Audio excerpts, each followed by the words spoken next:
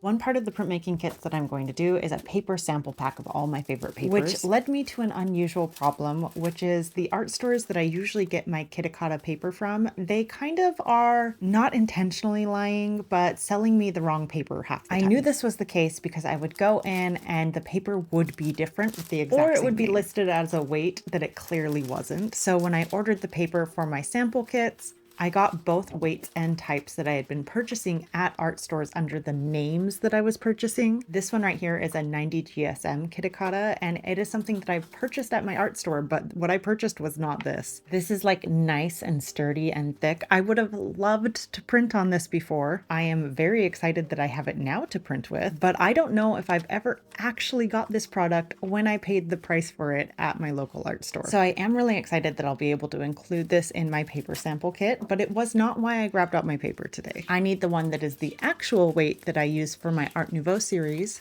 because I need to print a couple of poppies for an order. If you haven't seen my Art Nouveau series before, these are the different ones that I've done so far in it. It is a series that I really love, but I rarely add to. I think that it is really fun to occasionally visit when I have like inspiration. And I just really haven't been inspired for a little while. I think the paper that I need for these though is in my rolled paper bin. This is how I store my very long or large pieces of paper. And if it comes rolled to begin with, I leave it rolled, and it's just like a nice gift wrap Tupperware container, and it does very well for storing the paper and keeping it nice and safe. I actually have two different gift wrap storage containers for my paper. One of them I do the flat, like long skinny scrap pieces, and then this one's like where I store the larger rolled paper. After the holidays each year, I like to watch the sales that happen on any of the gift wrap bins because that's usually the best time to pick them up, and you can get some really creative, good storage solutions for a studio space. And this roll of paper is identical to what I have been using. So this is the usual Kitakata weight that I'm doing. So now I just need to tear it down to the size that I do for my smaller of my Art Nouveau pieces. And one thing that I'm really excited about by having this entire roll of it is I'm going to have less waste.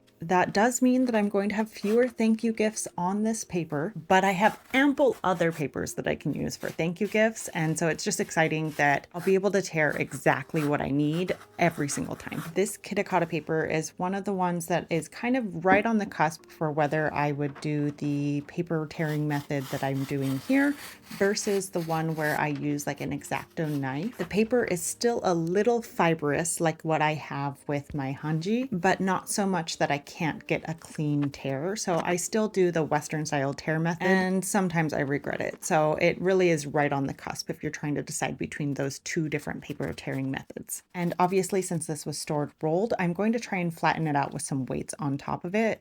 Printing might also help to kind of flatten it out, but no matter what, I need to kind of like weigh it down for a bit.